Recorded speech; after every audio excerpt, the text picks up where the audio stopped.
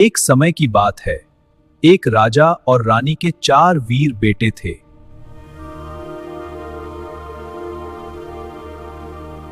रानी ने दक्षिण की राजकुमारी की तस्वीर दिखाकर विवाह की बात कही। यह दक्षिण की राजकुमारी है। इस विवाह से दोनों राज्यों में शांति और समृद्धि आएगी। हाँ रानी माँ। लेकिन रण प्रताप बोले, मैं शादी करूंगा तो सिर्फ अनारदे रानी से।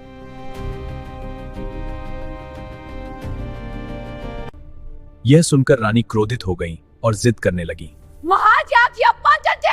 शांत हो जाइए रानी, हम विचार करेंगे। नहीं, तुरंत कार्रवाई होनी चाहिए। गुस्से में रण प्रताप महल छोड़कर जंगल की ओर निकल पड़े।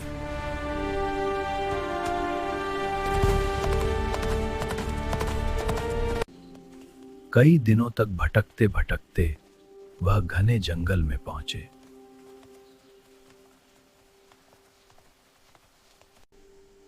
वहां उन्हें एक तपस्वी बाबा मिले जो गहरी साधना कर रहे थे।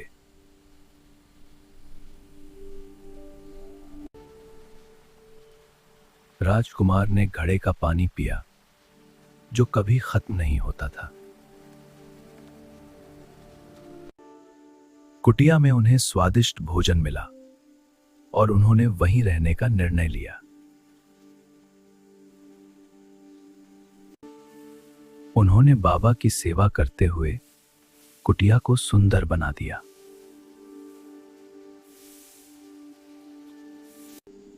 सालों बाद बाबा की तपस्या पूरी हुई और वे प्रसन्न हुए।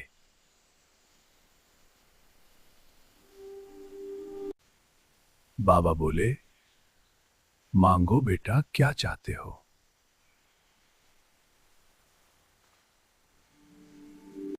मैं अनारदे रानी से विवाह करना चाहता हूं।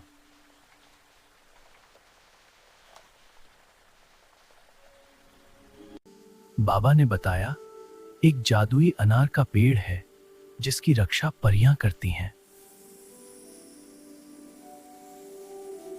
राजकुमार उत्तर दिशा की ओर यात्रा पर निकल पड़े।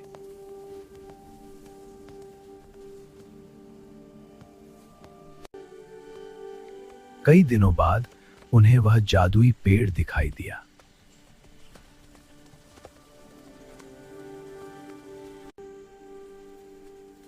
उन्होंने एक अनार तोड़ा और वापस लौटने लगे।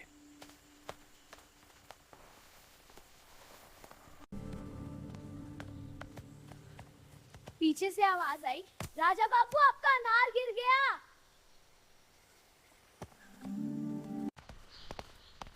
जैसे ही उन्होंने पीछे देखा, वे पत्थर बन गए।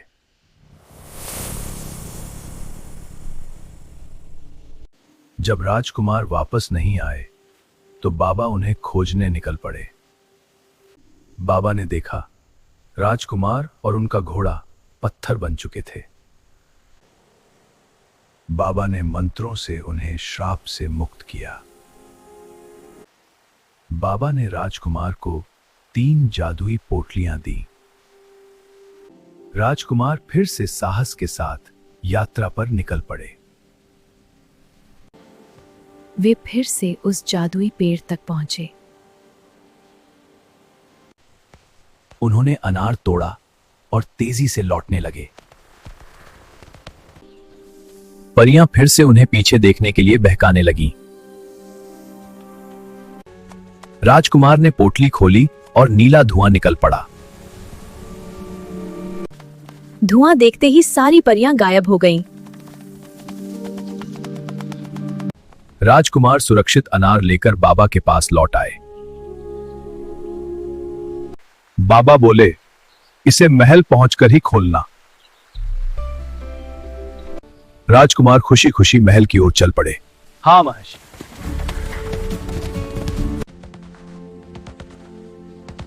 रास्ते में वे एक कुएं के पास रुके।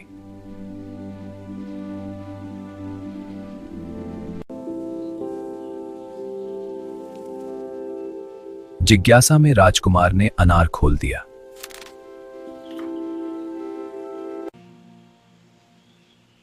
अचानक अनार में से एक अद्भुत सुंदर रानी प्रकट हुई। उसे देखते ही राजकुमार बेहोश हो गए।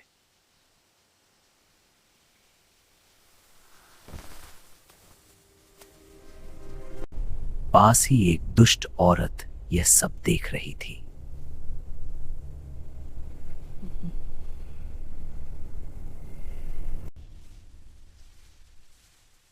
दुष्ट औरत ने रानी को कुएं में धक्का दे दिया।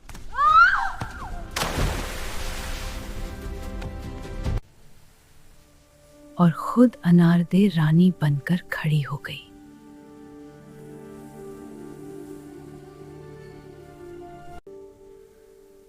होश आने पर राजकुमार उसे ही अपनी रानी समझ बैठे।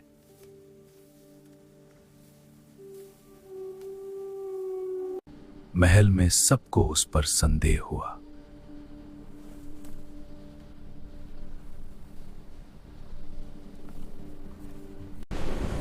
वहीं असली रानी कुएं में फूल बन गई।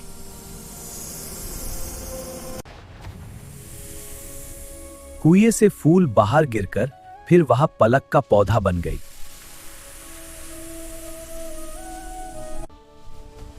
और अंत में अनारदे रानी महल के बाहर अमरूद का पेड़ बन गई।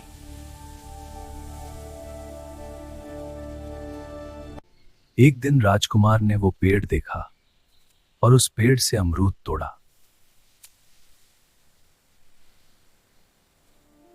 और अचानक असली अनारदे रानी प्रकट हो गई।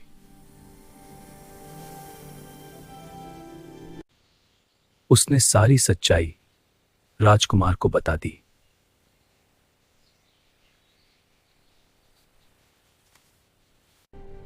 राजकुमार ने दुष्ट औरत को कारागार में डाल दिया।